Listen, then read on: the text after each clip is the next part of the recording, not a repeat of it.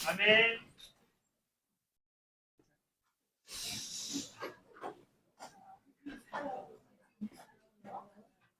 또 우리 희균 자매가 금방 성찬하고 주일학교로 가셨군요. 성찬을 들으면서 저는 이 교회가 너무 소중합니다 라는 이야기를 할 때 제가 마음이 좀 찡했습니다. 왜냐하면 우리 희균 자매하고 30년 넘게 알고 있었는데 그 말의 고백이 정말 그녀의 삶이었어요. 너무 소중했고 오늘도 정말 말씀, 마음을 통해서 이 소중한 교회에 대해서 나눠주고 또 이게 있게 한 우리 예수님의 십자가를 기억하게 해주셔서 감사합니다. 첫 번째 예배인데 아까 소개를 했다가 지금 약간 늦게 도착하신 분들이 계셔서 소개를 하겠습니다. 우리 인도네시아에서 오신 샤핫과 조이스 부부. 네, 앞에 계세요. 네. 그 다음에 우리 방콕에서 오신 안젤라 자매. 안젤라 자매. 네.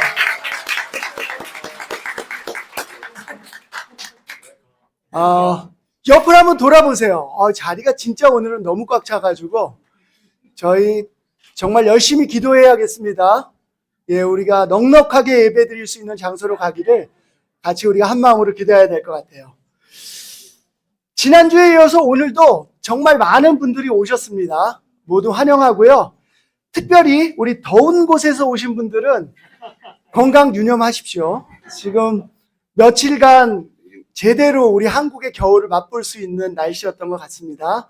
오늘 조금 풀려서 이렇게 또 함께 모일 수 있어서 너무나 감사하고 좋습니다. 오늘 2026년의 첫 번째 예배입니다. 우리 교회는 2026년에 사랑이 넘치는 교회라는 주제를 가지고 한국에 있는 ICOC 7개의 교회가 함께 하게 됐습니다. 사랑이 넘치는 교회가 되기 위해서 우리가 한 마음으로 기도해야겠습니다.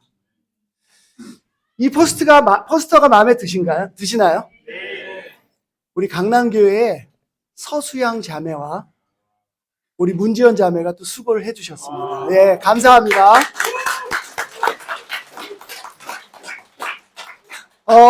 이게 2026년의 주제인데요. 주제 구절이 있습니다. 주제 구절은 요한복음 13장 35절 말씀입니다. 우리 같이 한번 읽어볼까요? 네, 시작. 너희가 서로 사랑하면 모든 사람이 그것으로써 너희가 내 제자인 줄을 알게 될 것이다. 아멘. 예수님은 천국의 구원을 전하기 위해서 이 땅에 오셨습니다. 근데 그 방법은 그를 따르는 제자들이 서로 사랑하는 모습을 통해서 세상의 모든 사람들이 그 사랑하는 모습을 보고 하나님의 사랑을 알고 찾기를 원하셨습니다. 예수님은 알고 있었어요. 인간에게 가장 필요한 것은 사랑이라는 것을 알고 있었습니다. 오늘 우리 예배 시작하는데 앞에 불렀던 송 3개가 전부 다 사랑이에요. 성찬도 사랑입니다. 예, 사랑은 인간을 구원할 수 있는 유일한 것이라고 생각합니다. 그런데 이 주제 구절, 서로 사랑하는 것을 우리 삶에 실천하기 위해서 반드시 이해해야 되는 구절이 있습니다. 그건 바로 13장 35절 앞에 있는 34절 말씀입니다. 제가 읽어보겠습니다. 이제 나는 너희에게 새 계명을 준다. 서로 사랑하여라. 어떻게? 내가 너희를 사랑한 것 같이 너희도 서로 사랑하여라.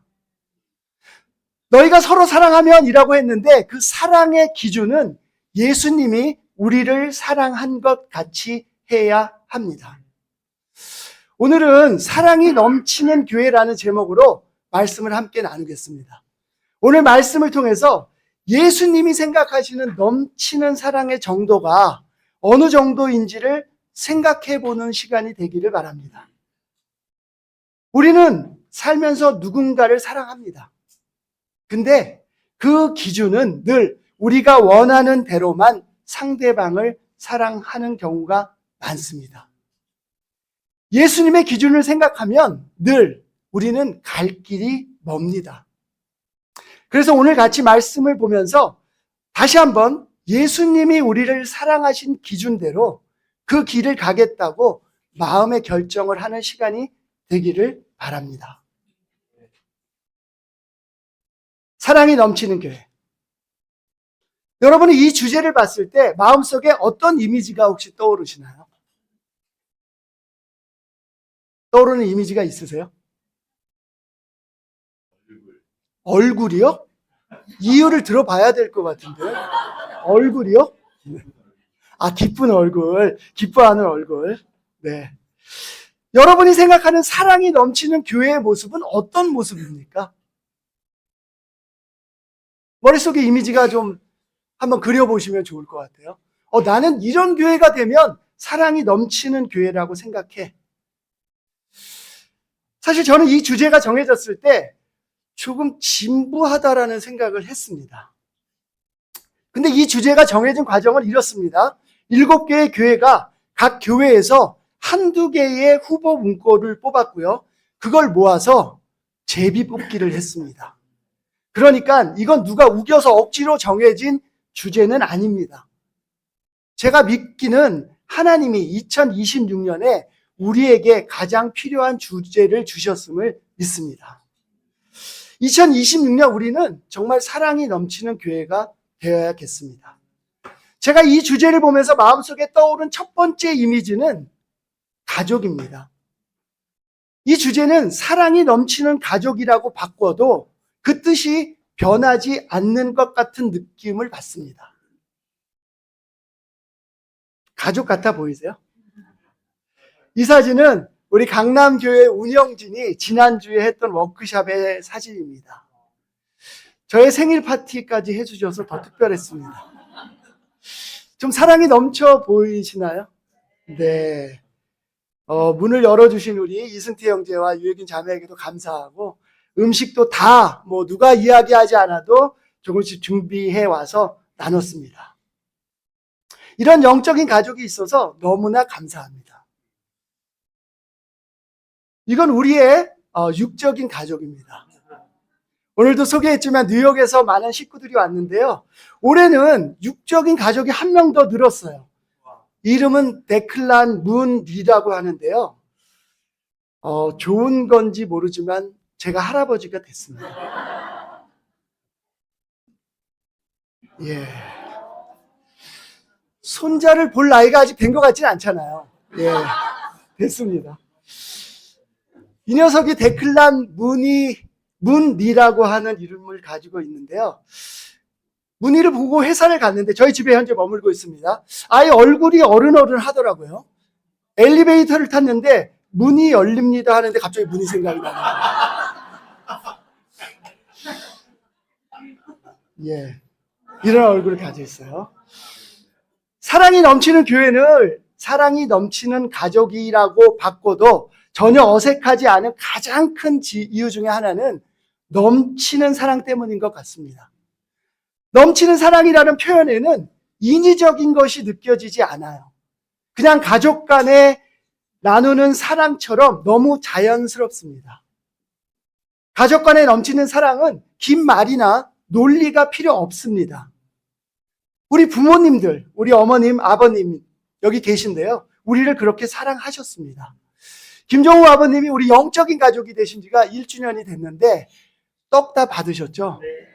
엄청 맛있습니다. 감사합니다. 예, 이게 우리 아무 이유나 설명이 필요 없는 부모님의 마음이라고 생각합니다. 다시 한번 감사드립니다.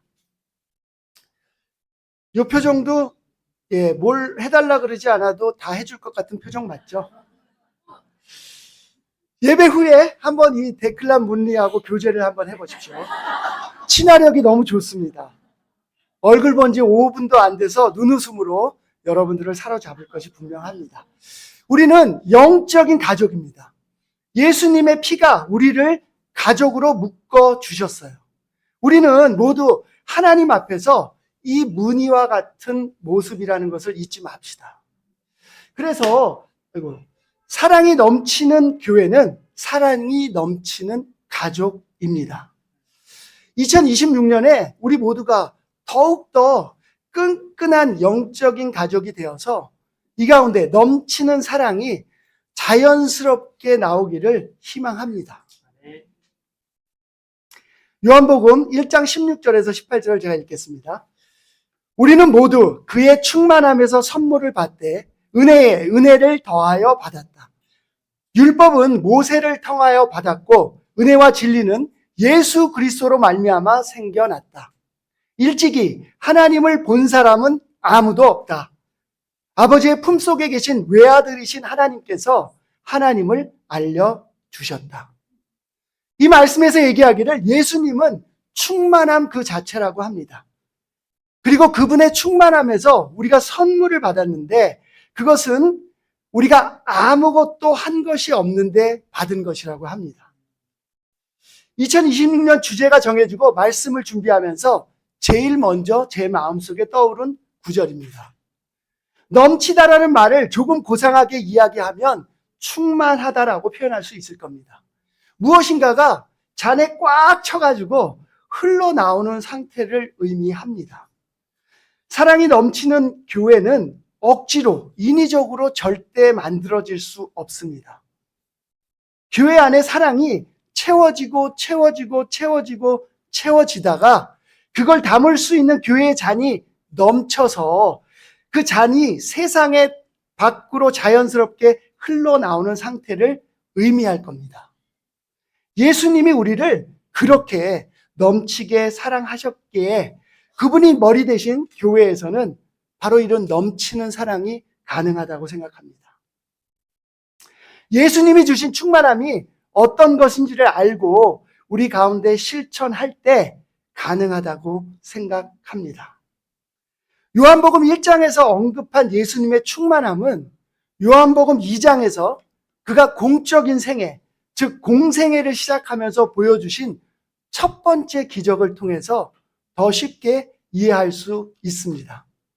그가 보여주신 첫 번째 기적은 우리가 주일학교 때부터 너무 잘 알고 있는 가나의 혼인잔치에서 물을 포도주로 만드신 기적입니다. 제가 한번 이 말씀을 읽어보겠습니다. 빠르게. 요한복음 2장 2절에서 11절 말씀입니다.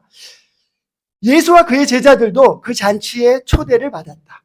그런데 포도주가 떨어지니 예수의 어머니가 예수에게 말하기를 포도주가 떨어졌다 하였다. 예수께서 어머니에게 말씀하셨다. 여자여, 그것이 나와 당신에게 무슨 상관이 있습니까? 아직도 내 때가 오지 않았습니다. 그 어머니가 일꾼들에게 이르기를 무엇이든지 그가 시키는 대로 하세요 하였다. 그런데 유대 사람의 정결 예법을 따라 거기에는 돌로 만든 물 항아리 6이 놓여 있었는데 그것은 물 2-3 동이들이 항아리였다. 예수께서 일꾼들에게 말씀하셨다. 이 항아리에 물을 채워라. 그래서 그들은 항아리마다 물을 가득 채웠다. 예수께서 그들에게 말씀하시기를 이제는 떠서 잔치를 맡은 이에게 가져다 주어라 하시니 그들이 그대로 하였다. 잔치를 맡은 이는 포도주로 변한 물을 맛보고 그것이 어디에서 났는지 알지 못하였으나 물을 떠온 일꾼들은 알았다. 그래서 잔치를 맡은 이는 신랑을 불러서 그에게 말하기를 누구든지 먼저 좋은 포도주를 내놓고 손님들이 취한 뒤에 덜 좋은 것을 내놓는데 그대는 이렇게 좋은 포도주를 지금까지 남겨두었구려 하였다. 예수님과 그의 어머니 그리고 예수님의 제자들이 갈릴리 가나에서 있었던 결혼식에 참석합니다. 손님이 얼마나 많이 왔던지 잔치 중간에 포도주가 떨어졌어요. 사람을 초대해 놓고 그것도 혼인잔치에 초대해 놓고 포도주가 떨어지는 것은 잔치를 베푼 사람으로서는 참으로 민망한 일이 아닐 수 없었을 겁니다. 아마 장면으로 보자면 이런 장면, 가나의 혼인잔치는 예수님의 첫 번째 기적이라는 상징성 때문에 많은 사람들이 그림으로 표현해 놨더라고요. 이런 모습이 아니었을까 생각합니다. 제가 읽은 구절하고 이게 좀 매치가 되나요? 네. 예수님은 저기 계신 것 같고요. 예수님의 어머니가 예수님께 와서 포도주가 떨어진 것을 이야기합니다. 근데 예수님의 반응은 이렇습니다. 어머니, 이게 떨어졌는데 왜 저에게 이야기하십니까? 마리아 얼굴이 좀 떠오르세요? 굉장히 뻘쭘하지 않았을까요? 근데 그렇게 말씀하셨던 예수님이 어느 순간 물을 포도주로 바꾸는 기적을 보여주십니다. 그리고 잔치를 총괄했던 사람은 깜짝 놀랍니다. 보통 결혼식에서는 좋은 포도주를 먼저 내놓고 나중에 사람들이 취기가 오른 후에는 그보다 덜 좋은 것을 내놓는 게 일반적인데 어떻게 이 혼인잔치에서는 이렇게 반대로 하지? 라고 생각했습니다. 나중에 나왔던 포도주를 보니까 그 퀄리티가 되게 좋았을 뿐만 아니라 그 양도 어마어마했던 것 같습니다. 사진에 보이는 저 물동이가 지금 6동이라고 돼 있는데 5동이더라고요. 예, 사진 조금 문제. 이 물 항아리를 6개를 채웠다고 하는데요. 이거를 포도주 한 병, 요즘 기준 750ml로 하면 거의 100에서 170병의 분량이라고 합니다. 예수님의 첫 번째 기적에는 굉장히 많은 인사이트가 담겨 있습니다. 오늘 저는 그 중에서도 이 기적을 통해서 예수님의 충만함이 선물이 무엇인지에 초점을 한번 맞춰 보려고 합니다. 예수님은 이 기적을 통해서 그분의 충만함이 어떤 것인지를 우리에게 보여주셨다고 믿습니다. 그분의 충만함은 이런 것입니다. 아무런 대가도 없이 주어진 것입니다. 흥이 한참 오른 후에 혼인잔치에서 술이 떨어지는 것이 무척이나 결례가 되는 상황이었을 그 순간에 분위기가 망가지면 그 혼주에게는 평생 남을 트라우마가 될 그 상황에 예수님은 아무런 대가도 없이 손 씻는 항아리에 물을 가득 채워서 좋은 포도주를 만드십니다. 예수님의 이처럼 아무런 대가 없이 풍성하게 채워주는 분이십니다. 놀라운 것은요, 풍성한 포도주의 양뿐만 아니라 그 내용에 있어서도 전에 내놓던 것과는 비교할 수 없이 좋은 포도주였습니다. 잔치에 참여한 사람들은 놀라지 않을 수 없었어요. 어떻게 이렇게 마지막에 좋은 포도주가 나오지? 그런데 한 번 더 주목해보고 싶은 것은 그림에 나오는 물 항아리의 용도입니다. 예수님이 사용하신 이 물 항아리는요, 유대 사람의 정결 예법에 따라서 손을 씻거나 발을 씻거나 더러워진 몸을 씻는 데 사용하는 물건이었습니다. 요한복음 13장에 나오는 예수님이 제자들의 발을 씻어줄 때 썼던 그 물 항아리라고 생각이 됩니다. 유대인들은 정결의식이 굉장히 중요했어요. 그래서 일상에 이런 도구들을 두고 유대인들은 먹기 전에 외출하고 돌아와서 또는 부정한 것을 만졌을 때 그런 의식을 행합니다. 그런데 예수님은 그 난감한 상황 속에서 물을 씻고 발을 씻는 항아리에 물을 넣어서 굉장히 좋은 포도주로 만드셨습니다. 여러분이 이 자리에 있었다면 어떤 생각이 좀 드셨을까요? 질문이 어렵군요.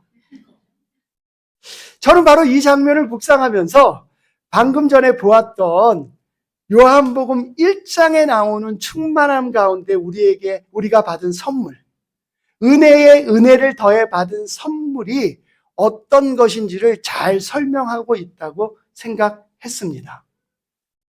그리고 여기서 보여주신 예수님의 충만함이 바로 우리가 오래 이루고자 하는 사랑이 넘치는 교회의 기준이 되어야 한다고 생각했습니다. 사랑이 넘치는 교회는 예수님의 사랑의 양과 질과 그 과정을 잘 이해할 때만 가능하다고 생각했습니다. 그 생각 속에 제가 이 구절을 다시 한번 읽어보니까요, 좀 새롭게 보였습니다. 우리는 모두 그의 충만함에서 선물을 받되 은혜에 은혜를 더하여 받았다. 조금 더 예수님의 사랑의 충만함이 느껴지시나요? 가나의 혼인잔치에 모인 사람들은 놀랐습니다. 그 과정을 보면서 놀랐습니다. 그것은 그들이 가지고 있는 모든 고정관념을 뛰어넘는 것이었어요. 여러분들 올해 사랑이 넘치는 교회를 원하십니까? 진짜 원하세요? 예수님의 충만함 속에서 받은 우리의 선물을, 그것도 은혜의 은혜, 즉 아무것도 한 것이 없는 우리가 받은 것을 반드시 기억해야 합니다. 그것은 바로 은혜로 받은 우리에게 이루어진 구원의 역사입니다.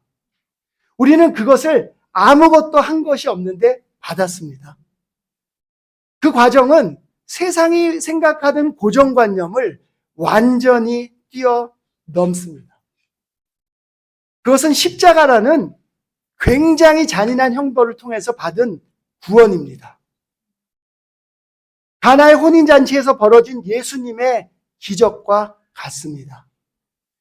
유대인이 잘 알고 있는 관행과 율법, 우리가 생각하고 있는 이 세상의 고정관념을 완전히 무시한 기적의 결과입니다.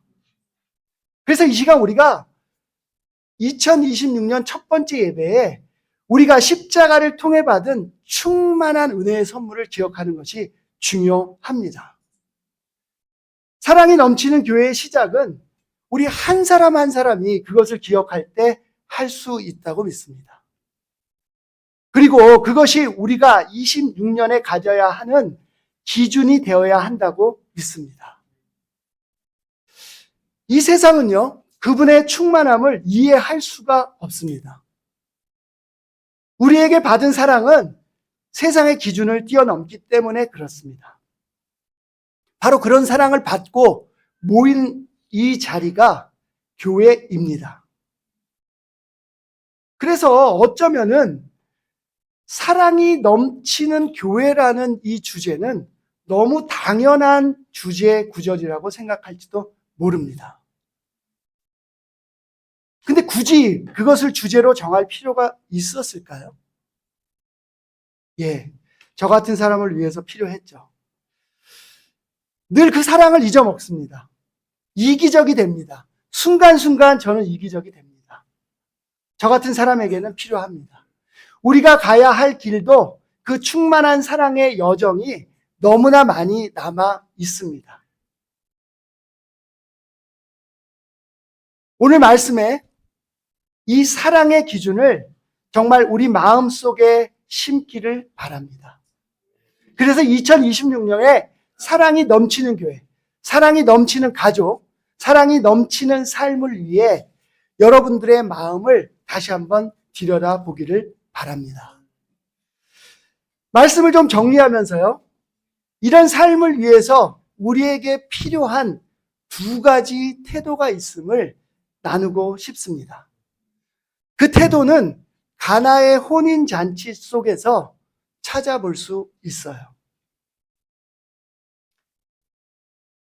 요한복음 2장 2절에서 4절 말씀입니다. 예수와 그의 제자들도 그 잔치에 초대를 받았다. 그런데 포도주가 떨어지니 예수의 어머니가 예수에게 말하기를 포도주가 떨어졌다 하였다. 예수께서 어머니에게 말씀하셨다. 여자여, 그것이 나와 당신에게 무슨 상관이 있습니까? 아직도 내 때가 오지 않았습니다. 2026년을 생각하면서 우리가 가져야 하는 첫 번째 태도는 주님의 때를 기다리는 태도입니다. 2026년 우리는 교회에서, 가정에서, 개인적으로 주님의 뜻을 구하며 달려갈 겁니다. 그럴 때 우리는 반드시 주님의 때를 기다려야 합니다. 가나 혼인잔치에 초대받은 예수의 어머니는 예수가 범상치 않은 인물이라는 것을 알고 있었습니다. 그래서 그 잔치에서 벌어진 난감한 일을 해결할 수 있는 분은 예수라고 생각했어요. 그래서 얘기했습니다. 포도주가 떨어졌다. 아마 예수님이 몰랐을까요? 알고 있었을 것이 분명합니다. 왜요? 예수님은 하나님의 아들이었으니까요. 2026년 예수님은 벌써 저에게, 우리 교회에게, 또 가정에 무엇이 필요한지, 부족한지를 알고 계십니다. 그리고 그것을 채울 수 있는 유일한 분이세요. 근데 이 답변을 보니까요, 어딘지 예수님의 답변은 시큰둥해 보입니다. 아직도 때가 오지 않았다. 예수님의 충만함은요, 때가 왔을 때만 발동합니다. 예수님에게 물을 포도주로 바꾸는 일은 정말 작은 일이었어요. 그분이 마음만 먹으면 언제든지 할 수 있는 일이었습니다. 중요한 것은 그분은 그것을 이루실 때에 하신다는 사실입니다. 우리 삶의 모든 것은 하나님이 결정하세요. 그분의 때가 되면 가득 채워질 겁니다. 언제 사랑으로 가득 찬 교회가 될 수 있을까요? 저희가 노력하면 될 수 있을까요? 아니요. 주님의 때가 되면 교회를 사랑으로 가득 채워 그 사랑이 교회의 담 밖으로 타고 흘러 넘칠 것을 믿습니다. 2026년을 시작하는 우리의 개인적인 삶에서도 똑같이 그런 일이 일어날 거라고 믿습니다. 많은 계획을 세우셨죠? 여러분들의 마음속의 작은 계획도 모두 이루어지기를 바랍니다. 또 그렇게 될 겁니다. 근데 그 모든 계획은 그분의 때에 이루어질 것을 잊지 맙시다. 우리 조바심을 경계합시다. 계획한 일이 있다면 열심히 기도하고 최선을 다해 봅시다. 하지만 그것이 우리가 생각하는 때에 이루어지지 않아도 실망하지 않아야 합니다. 2026년도에 우리의 태도는 그분의 때를 기다리는 태도가 되어야 합니다. 두 번째 우리가 가져야 하는 태도는 그분의 말씀에 순종하는 태도입니다. 제가 말씀을 읽겠습니다. 예수께서 일꾼들에게 말씀하셨다. 이 항아리에 물을 채워라. 그래서 그들은 항아리마다 물을 가득 채웠다. 예수께서 그들에게 말씀하시기를 이제는 떠서 잔치를 맡은 이에게 가져다 주어라 하시니 그들이 그대로 하였다. 잔치를 맡은 이는 포도주로 변한 물을 맛보고 그것이 어디에서 났는지 알지 못하였으나 물을 떠온 일꾼들은 알았다. 예수님이 그 잔치를 살리기 위해 일꾼들에게 말씀하십니다. 항아리에 물을 채워라. 주님은 모든 때를 아시고 그 때가 되니 명령하십니다. 일꾼들은 물을 채웁니다. 그리고 몇 분이 흘렀는지 모르지만 예수님은 일꾼들에게 그 물을 떠서 잔치를 맡은 이에게 가져다 두라고 하십니다. 그들이 가져다 주니 포도주로 변해 있었어요. 그것도 너무나 훌륭한 포도주로 바뀌어 있었습니다. 좋은 포도주는 숙성의 시간이 필요하다고 합니다. 그런 인간적인 생각은 예수님 앞에서는 의미가 없습니다. 잔치를 맡은 사람은 그 좋은 포도주가 어디서 왔는지도 모르고 의아해 합니다. 그거의 출처를 아는 사람들은 오로지 예수님 옆에 붙어서 그 말씀을 듣고 순종했던 일꾼들 뿐입니다. 그 일꾼들은 양적으로나 질적으로나 과정 속에서 충만해진 포도주의 출처를 알고 있었습니다. 그것은 바로 예수님으로부터 온 것이었어요. 일꾼들은 예수님 옆에 붙어서 그분 말씀에 순종하면서 평생 잊을 수 없는 충만함을 경험합니다. 2026년 사랑이 넘치는 교회를 경험하고 싶으신가요? 네. 사랑이 넘치는 가족을 꿈꾸고 계세요? 네. 여러분 삶이 사랑으로 가득 차기를 원하십니까? 네. 우린 예수님에 붙어 말씀에 순종하는 일꾼이 되어야 합니다. 네. 그분의 뜻대로, 그분이 말씀하시는 대로 순종하는 태도로 살아야 합니다. 이 두 가지를 오늘 꼭 기억하고 돌아가시기를 바랍니다.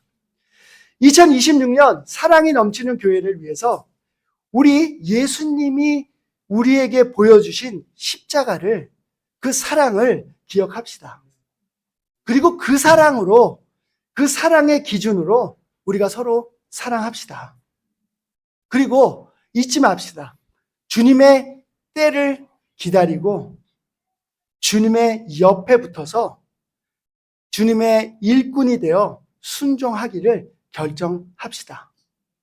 그럴 때 우리도 모르는 사이에 충만한 그분의 사랑이 교회의 담을 타고 넘쳐 흘러서 세상의 모든 사람들이 예수님의 사랑을 보게 될 겁니다. 그리고 우리 모두가 예수님의 제자라는 것을 알게 될 겁니다. 끝까지 잘 들어주셔서 감사합니다.